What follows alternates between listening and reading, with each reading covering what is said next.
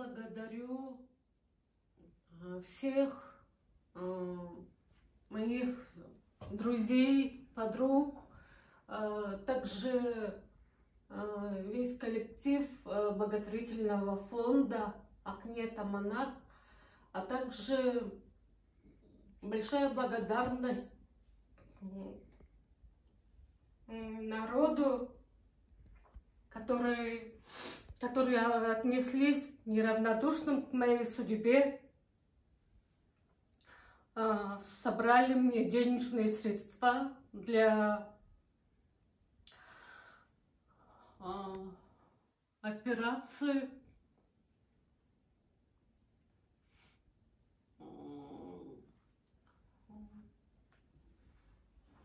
от чистого сердца. Я всех благодарю. Спасибо вам всем за ваше внимание, за вашу помощь, за поддержку.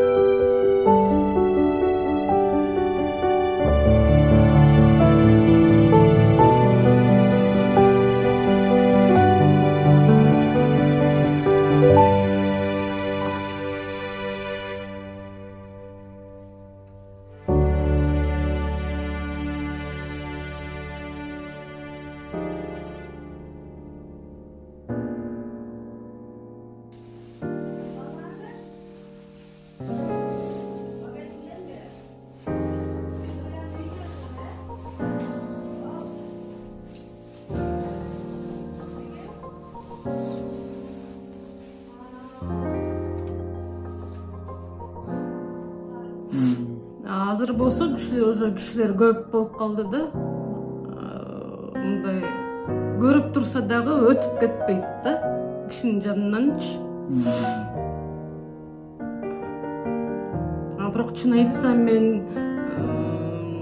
ойлогом силерге кайрымдуулук ошо фондго силерге кайрылгандан кийин көп убакыт кетет болуш керек депчи.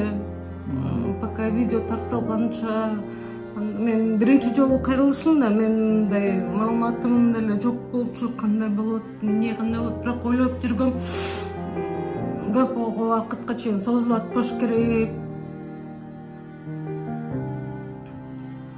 Бирок чын мындайды күткөн эмесмин да, что ушунча киши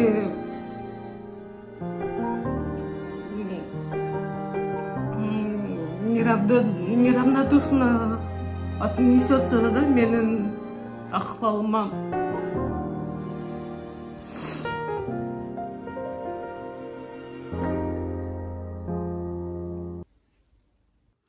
Ассаламу алейкум, урматтуу мекендештер, касиеттүү жоомарт берешен кыргыз элим. Арбаңыздар, амансыздарбы, тынчсыздарбы? Бүгүн Кудайым буйруса 27 декабрь. Мына ошентип 2021 жылдын аягы да болуп келатат. Албетте мен бир жума мурда жанымда отурган тагдырдын оор аянычтуу сыноосунда кабылган Зульфия эжебизди коомчулук менен бөлүштүм элем. Мына ушул бөлүшүүмө себепкер болгон жанымда отурган Алла сүйгөн, Алланын эң сүйүктүү пенделери отурат, менин жакшылыкта тең жарышып, ар бир иштериме акыл насаатын берип жүргөн өзгөчө кыргыз элине чындыгында өзгөчө бир ийиз калтыраарлык инсан десек да жаңылышпайбыз. Мына Асылбек каракем отурат. Албетте баардыгы Кудайдын буйругу менен экен, шүгүрлөр болсун. Мына ошентсе дагы кече эле бир жума мурда коомчулук менен ушул Зульфия эжебиздин аянычтуу тагдырын бөлүшүп чыктык элек. Мына ошол бир жуманын ичинде биздин кыргыз элибиз ушунчалык башкача элде, өзгөчө элде, элден айлансаздык кылат. Мен сөзүм менен сиздерге ыраазычылыгымды жеткире албайм, урматтуу мекендештерим, урматтуу кыргыз элим. Биздин Ак Ниет Аманат коомдук фондунун ар бир жумуштарын колдоп аткан дүйнөнүн булуң бурчунда жүргөн мекендештерибиз бар. Мына ошолор бүгүнкү күндө ар бири байланышып, колунан келген жардамдарын берип атышат. Алла разы болсун. Мына мен азыр алгач алып чыкканыбызда бүгүн 27 декабрь, алгач кайсыл күнү чыгып калдык? Мен 17-си, урматтуу мекендештер, толук 10 күн болуптур. 10 күндө мынчалык элдин жардамы болот деп чындыгында биз күтпөдүк элек. Мына азыр шүгүрлөр болсун, мен 10 күндүк отчетту берип коеюн. Видео чыгаар замат эртеси мен сиздерге толук отчет берип кеткем, жакшы билесиздер. Мына ошол отчеттун видеосу дагы элге өтө өзгөчө таасир калтырып, элдин жүрөгүнө жеткирип, жүрөктөрдү ойготуп, момундай айтканда кээ бир инсандардын ачылбай аткан булактарын ачкан бул аянычтуу тагдыр баардыгыбызга бир өзгөчө бир таасир калтырды. Албетте мен сөзүмдү бүгүн кыскараак кылган аракет кылайын.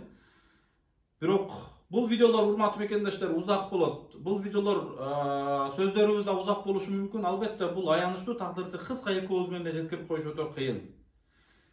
Жүрөк менен жүрөк сүйлөшүш керек. Жүрөктөр сүйлөшсө, ошондо жүрөктөн жүрөккө ушул иштер жетет эле. Ана мен жумуштун башында мен сиздерге кайрылып кетейин. Ак Ниет Аманат коомдук фондунун YouTube каналына катталып, ар бир видеолорду класс басып бөлүшүп койгонду унутпаңыздарчы, сураныч. Мен мурда бул нерсени кайрылбачы элем, кийинки учурда кайрылууну туура көрдүм. Себеби ар бир жумуштарга жеңилдик болот. Канчалык катталуучуларың, подписчиктериң көп болсо, видеону көпчүлүк просмотр көрсө, ар бир жумуштарың жеңил чыгат.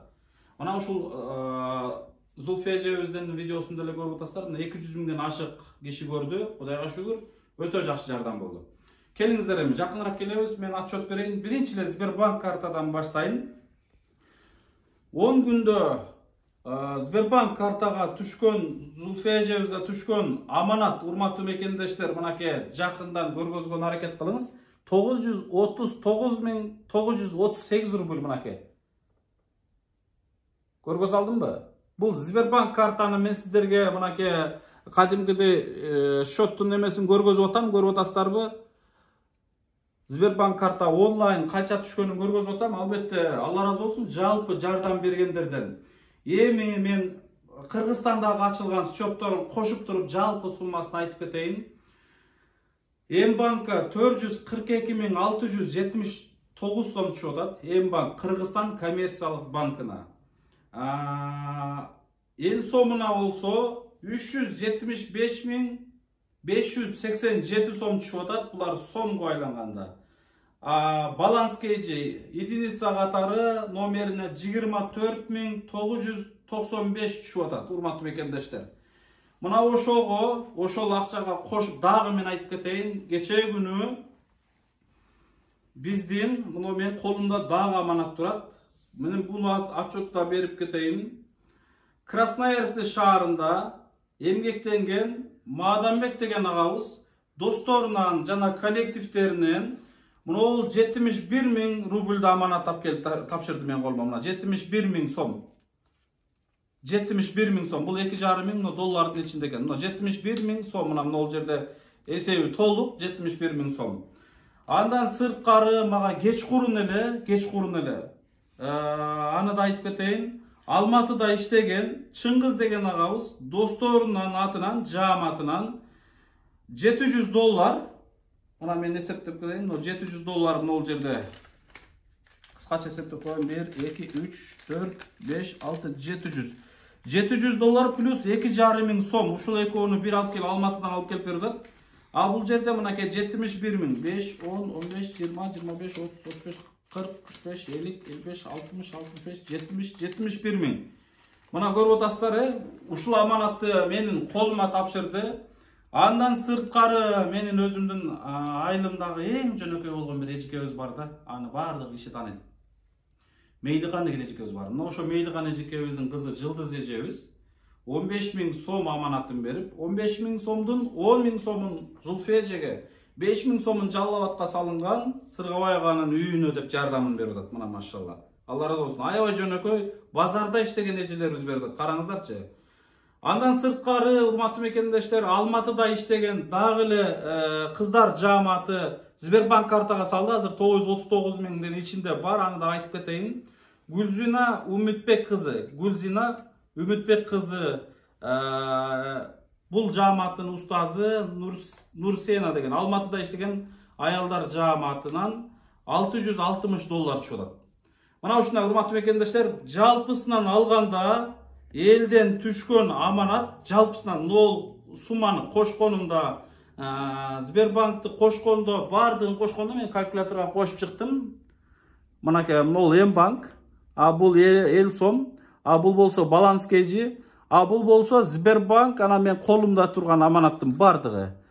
Сомго салгалды, сомго чогулттук. Жалпысынан 2 миллион 67 сом 900, 2 миллион 67 миң 900 сом түшүптүр. Момунду айтканда 2 миллион 68 миң деп коёчу. Албетте бул өтө жакшы кабар, өтө жакшы жаңылык, чындыгында өзгөчө бир биз күткөндөн дагы жогорку деңгээлдеги жаңылык. Себеби мен ойлобогом 10 күндө мынчалык деңгээлде эл жардам берет деп. Аз калды, Кудай буйруса. Жалпысынан $30 миң жардам керек деп кайрылганбыз. Кудай буйруса мен анан бул жерде мен да бир нерсени айтып кетейин деп эсимен чыгып кала дептир. Ошол Жылдыз эжебиздин 10 миң сом аманаты кана деген суроо болуп калышы мүмкүн. Биз бүгүн эжебизге, урматтуу мекендештер, могул микроволновка, тамак ысытып жегени кыйынчылык болуп атат экен, тефаль, термос, ушулар 10 миң сом болду. Андан сырткары ошол Жылдыз эжебиздин аманатына ушуларды алып келдик. Андан сырткары мына кийимдерди көрүп атасыздарбы? Магазинден сонун болгон эжебизди жылуулап кийимдерин алып келдик. Мына ушундай урматтуу мекендештер, ушул толук отчетун мен 10 күндүк отчетун берип атам сиздерге. Жалпысынан урматтуу мекендештер, бул эжебиздин операциясына биз $30 миң деп коомчулук менен бөлүштүк элек. Жакынкы күндөрдө, январдын ортолорунда, мен январдын так 10-уна Жалал Абадтагы Сыргабай агабызга салынган үйдүн ачылышын койдук. Ошол 10-унда ошол үйдүн ачылышын өткөрүп алып, Кудай буйруса 15-ине пландап атабыз. 15-инде биз Санкт-Петербург шаарына сапар алабыз. Зулфия эжебиздин кулак операциясына сапарга чыгабыз. Иншалла. Ошол күндөргө аз гана убакыттар калды. Ошол күндөргө жетер убактыбыз калды. Негизгиси менин сүйүнүп, кубанып турганым, элден аманат чогулуп атат, бирок дагы бир бандай тынчсызданып атканым, ушунча эл ишеним менен жардам берип аткандан кийин ушул эжебиз угуп келсе экен деп ушунчалык кыжаалатта болуп атам. Ушунча элдин берген жардамы бир текке кетпесе экен деген ушундай бир ойлор, бир башкача ойлор болуп атат. Албетте элибиздин колдоосу менен, негизгиси дуасы менен бул эжебиз угуп келсе экен деген бир өзгөчө бир тилек, ниет, үмүттөр болуп атат. Кудай буйруса угуп кетсин, эл журтубуз уксун, негизгиси ушу баласын үнүн угуп калса деп ушунчалык биз баандай аракеттебиз кыскасы. Мына ушундай урматтуу мекендештер, бул кыскача биздин бүгүнкү болгон отчетубуз. Анан бүгүн кечке биз эжебизди больницага алып, больницага көргөзүп жүрдүк. Биз Санкт-Петербургга чыкканга чейин Кыргызстандагы эң мыкты, күчтүү лор больницаларга алып барып, бул жердин да консультациясын алып атабыз. Бул жерде толук өткөндө бизде анализдер бар да, ошол анализдер менен бүгүн Бишкектеги врачтарга көргөздүк. Эртең менен дагы бир врачка жөнөттү. Эртең Кудай буйрса ал врачка дагы акыркы врачыбыз. Ага барган болсок, ал врач так аяк эмесин айтат. Мындай айтканда сунушун айтат, консультациясын айтат, балким дагы бир ой пикирин бөлүшөт кыскасы. Ошол врачтын дагы сөзүн угалы, эртең дагы бөлүшөбүз буйрса. Зульфия эжебиз мынакей баардыгы сонун жаныбызда отурат. Азыр эле мен сонун сүйлөшүп отуруп, Асылбек каарлар келгенге чейин сүйлөшүп отуруп, ушунчалык бир өзүнүн бир эмоциональный сүйүнүчүн, кубанычын көз жаш менен айтып берди чындыгында. Эжебиз кандай негизи? Ден соолугу жакшы элеби? Жанынан кабар болуп атасыздарбы? Жакшы, Кудайга шүгүр. Рахмат. Күнүнөн эле кыздары канча өзүбүздө кандай убакыт болсо убакыттан пайдаланып, бири-бирибизде убакыт болбой калса бири-бирибиз барып кабар алып келип атабыз. Күнүмдүк тамагын да ташып атабыз, ысыгыраак тамак жесин, иммунитети көтөрүлсүн деп, буюрса операцияга да даярдап атабыз. Моралдык жактан дагы, ошо ден соолугун дагы кичине поддержка кылып, иммунитетине аракет кылып атабыз. Маанайы жакшы болуп калды, буюрса сүйүнүп, мурун эмне үчүн жашайм деп ойлойт эле, азыр уже буюрса баламдын үнүн угат экенмин, буюрса жакшы болот деп бир мындай ишенимдер пайда болуп калды да, бул Зулияда дагы. Ушундай урматтуу мекендештер, жанындагы курбулары дагы кээ бир инсандар толук маалымат жок болушу мүмкүн. Бул жанында отурган эжекелерибиз. Эже сиз канча көз боюнча канчанчы топтосуз сиз Айда эже? Экинчи топ. Экинчи топ. Айнагүл эжечи? Мен биринчи топ. Биринчи топто, Бул эжелерибиз дагы чындыгында Асылбек кара айтып атпайбы? Тагдырлашпыз депчи. Чындыгында ушундай бир тагдырлаш болуп, анан бири-бирине күйүп жүргөн инсандар да. Шунчалык бири-бири үчүн жан үрөп жүргөн инсандар. Эртеден кечке эжебизди больницага көргөзүп жүрдүк, кечке жанында жүрүштү чындыгында. Жөн эле видеодон сырттан көрүп койгон башка экен, урматтуу мекендештер. Жөн эле келип, эжебиздин жашоосу ушундай экен деп бөлүшүп койгон дагы башкача экен. Мен бүгүн больницага алып барып, кыдырып, андан сырткары магазинге алып барып, ушу кийинтип кийим тандап аткан, башка баскан тургандарын көрүп алып, дагы бир башкача бир чындыгында жүрөгүбүз тилинди да, себеби булардын тагдыры, жашоосу өтө кыйын экен. Себеби көз көрбөсө, мындай басып кетүү, алдыга жылып кетүү чындыгында өтө кыйын экен. Эч кимдин башына мындай оор, аянычтуу тагдырды Кудай салбасын. Албетте сыноо экен, иншалла жалпы ушул сыноодогу мекендештерибиздин негизги акыретте түбөлүк жашоосу бейиш бакчасында болсун, атаксырма. Иншалла. Күндөр болсун. Эгерде булар чындыгында мындай айтканда Кудай буйрса бир күнөөсүз бейиш бакчага кирип барышат. Ошон үчүн мен Асылбек таксырдын жанында көп акыл насааттарын алып жүрөм. Себеби ошол бейиш бакчасынын оозунда Бедер деген досум бар эле деп күтүп, ошол жака алып кирип кетеби деген үмүттө жүрөм. Иншалла. Ошол күндөргө Кудай жеткирсин. Мына ушундай урматтуу мекендештер, чындыгында бул инсандар менен жүргөн өтө сонун, чындыгында өзгөчө. Эми келиңиздер, эжебиздин бир кыскача эмесин сурайлы, кантип атат, эмне болуп атат, ден соолугун айтып берсин, кыскача айтып кетсе өзү дагы. Эжебиз менен кадимкидей эле мен уже сүйлөшкөнү аракет кылып өнүп калдым. Мен сүйлөшүп отурдум азыр. Жанагыны сөздөрдү айтып бердейинчи, мындай болуп туруп. Жакында дейли, биз жакында. Ж.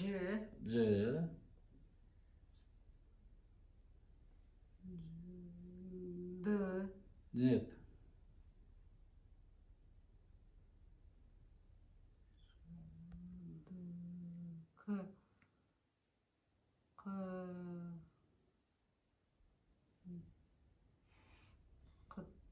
Жакында. Siz anlayacağız bunu. 2 миллиона деп айтайынбы? Раз, два. М, И, Л, И, О, Н, А. 2 миллиона. Да. Сомдың. Сом, С, О, М. Сом. Сом. Да. Собрали. С, О, Б, Со, Б, Б, Р, Р, А, А, Л, Л. И. Собралось. Да. Вот içinde.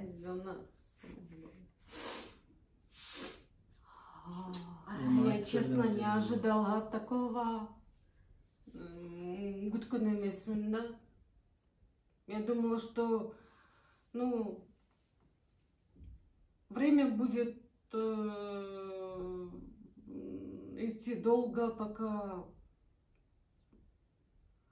накопится, да, счет будем ждать, чтобы в течение 10 дней, чтобы так шын айтсам күткен емесмін да мындайды.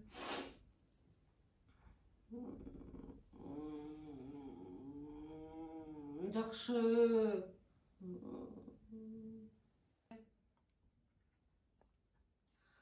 Я благодарю всех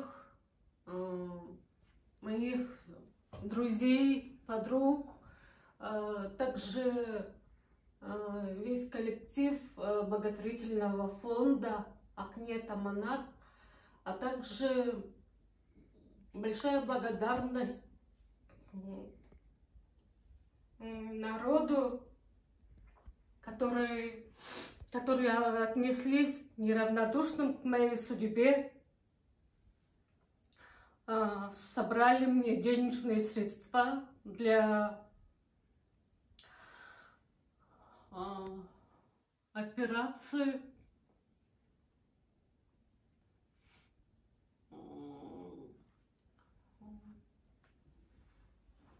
от чистого сердца. Я всех благодарю.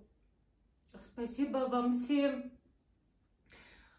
за ваше внимание, за вашу помощь, за поддержку.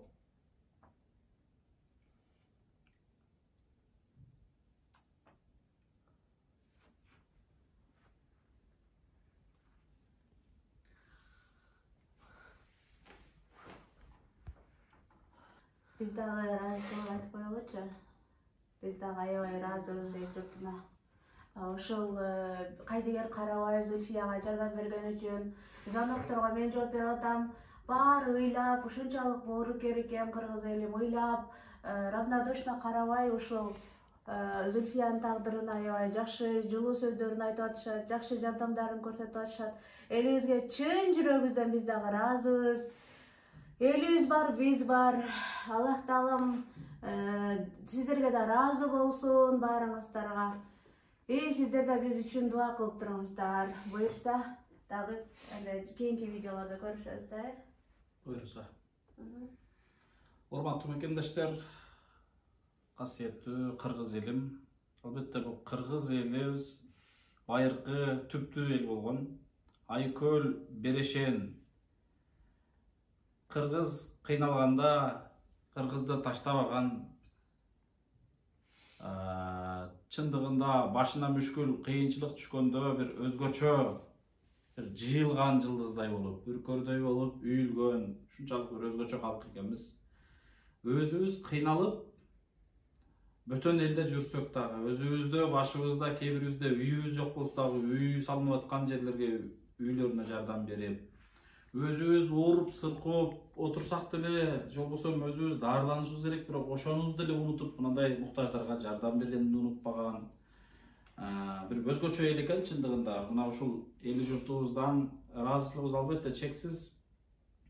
Биз ишенгенбиз, эл журтубуз, мекендештерибиз эч Зульфия эженин тагдырына кайдыгер карабаса керек деген ушундай бир үмүт менен кайрылганбыз. Албетте чоң рахмат, урматтуу мекендештер. Бул 10 күндүк болгон отчетубуз. Негизги ыраазычылык бул сөз менен биз жеткире албай атабыз.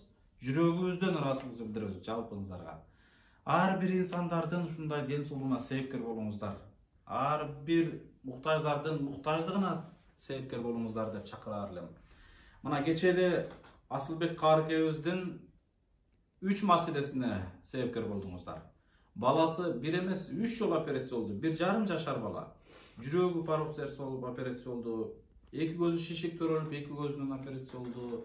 Андан кийин заманбап электин 3 бөлмөлүү үйлүү болду. Ушунун баардыгына мына сиздер себепкер болдуңуздар. Бирок Кудай деген кур калбайт экен, караңыздар, Аллахтан сөз кайтарат экен да. Бул инсандардан айрыкча кайтат. Мына азыр караңыз, эми ошол үйдө жан баштап жатып албастан кайра кечээки өзүнө окшоп кыйналган муктаждарга жарышып атаңдашып жардам берип жүргөнүнө мен ушунчалык таң калып, чийир алып, үлгү алып атам да. Аллах разы болсун таксырым сиздерден, чоң рахмат. Чындыгында мен сөзүмдү таппай турам, себеби кубаныч, сүйүнүч менен мен азыр бүгүн кечээ күнү Зульфия эжебиздин алдына жетип келдик. Сүйүнүч кубаныч менен келдик дагы, ошол больницаларга алып барып, көргөзүп, мына азыр сиздерге 10 күндүк отчетубузду берип турабыз. Кудай буйрса биз операцияга чыгарганга чейин толук аманат жетет деген ишеним бар. Албетте сиздердин салып аткан аманатыңыздар түп-түз дарегине келип түшүп атат. Жана сиздердин ар бир салган аманатыңыздар түздөн түз мына ушул Зульфия эженин операциясына иштетилет. Эч бир аманатыңыздарга кыянаттык болбойт. Болгон да эмес билесиздер. Биз кыянат болгонго жол дагы бербейбиз. Убагында учурунда өз кызыкчылыгын ойлогон учурлар болгон, бирок мына ошондойлордон биз өзгөчө тажрыйба алып, үлгү алып, экинчи андайларга жол бербегенге аракеттебиз. Жакшы билесиздер. Ошондуктан эч кандай камсанабаңыздар. Сунуш суроолор болгон болсо, ушул экрандагы номерлер бар. Жана биздин фонддун визиткасы дагы башына аягына коюлуп атат. Сунуш суроолор болгон болсо байланышсаңыздар болот. Ошол эле баланс KG, Элсом, Кыргызстан коммерциялык банкы, мына ошолорго түз Зульфия эженин өзүнүн атына катталган. Сбербанк карта болсо биздин Ак ниет аманат коомдук фондуна катталган. Кыскасы ар бир аманатыңыздар дарегине келип түшүп атат. Сиздерге терең ыраазычылык билдиребиз. Алла разы болсун. Асылбек Аргем, эми сизге сөз бербесек болбойт. Жалпы эли журтубузга бир сонун бир дуаңызды жана бир сонун өзгөчө бир ыраазычылык дуаңызды айтып кетсеңиз жакшы болот. Мен чындыгында кубанганыман, сүйүнгөнүмөн сөзүмдү таппай өзүмдү ордума кое албай турам чындыгында. Ассаламу алейкум, урматтуу мекендештер. Баарыңыздарга салам. Тынчтары. Мен деле ошо Зульфия эженин табылышы катары чындап сизге ыраазымын. Жалпы көз азырдын атынан да ыраазычылык билдирем. Эч ким оорубасын. Дагы деле сиздерден кечирим сурайм. Балким чындап эле дагы деле ойлонуп атам, ошол элге дагы набуртка кылдыкпы, эмне кылдык деп. Бирок Кудай кааласа биздин ийгилигибиз ушу Зульфия эженин кулагы болуп калышы да. Баарыбыздын жашообуз ар түрдүү болгон эле, бирок максатыбыз бир да. Бул дүйнөдө жакшы иш калтырыш да. Ошол максатыбыз бирден эле болуп жүрө берели. Сиздерге да рахмат, Алла разы болсун. Кудай кааласа дуалар, кубанычтар, жакшы сөздөр али көп. Эң негизгиси ушу Зульфия эжебиз операциядан аман эсен келип алса, буюрса, кулагы болуп, ушу биз катары отуруп, биздин жаныбызга отуруп ушундай эле сүйлөшүп калсак, ошондо Кудай кааласа дагы көп жакшы сөздөрдү айтабыз иншалла. Кудай кааласа Зульфия эженин жакшылыгына сиздерди чакырабыз, баарыбыз чогуу күбө болобуз, баарыбыз чай ичебиз, Зульфия эже менен жүз көрүшөбүз иншалла. Баарыңыздарга рахмат, Алла разы болсун. Заманыбыз, элибиз, журтубуз тынч болсун. Ушундай садакабыздын урматына мына афат, каяктагы COVID-19 деген илдет кетсин. Кудайым ушу Кыргызстаныбызга, элибизге, бүткүл момун мусулмандарга береке берсин. Садака Кудайым биз бир садака берсек, Кудайым бизге миңди берсин иншалла. Кудайым тапкан ташыңыздарга баарыңыздарга береке берсин. Бирөөңүздөр Кыргыздын баатыр уулу болсоңуздар, бирөөңүздөр Кыргыздын баатыр кызысыздар иншалла. Сиздерге ишенебиз, Кудайга ишенебиз. Жана биз алга карай умтула беребиз. Зульфиянын операциясына чейин Кудай кааласа баарыбыздын башыбыз бир деп ойлойм иншалла. Баарыңыздарга рахмат, Алла разы болсун. Дагы бир жолу. Рахмат, жалпыңыздарга рахмат. Алла разы болсун эжелер сиздерден дагы. Урматтуу мекендештер, биз байма-бай тыгыз дагы да отчеттун берген аракеттебиз, аракет кылып турабыз. Кыскасы, эми бул жагына бир сонун жалпыбыз дуа кылып туралы. Кетерге чейин бизден ушул операцияга кетчү каражат толугу менен чогулуп калса, ушул январдын бир 15-лерине болжолдоп атабыз. Санкт-Петербург шаарына чыгабыз. Эжебизге бир сонун өзгөчө дуа кылып туруңуздар. Алыскы умра Мекке сапарында жүргөн биздин мекендештерибиз эгерде көрүп калсаңыздар, сиздерден да суранып кетебиз. Эки кулагы укпайт, эки көзү көрбөйт.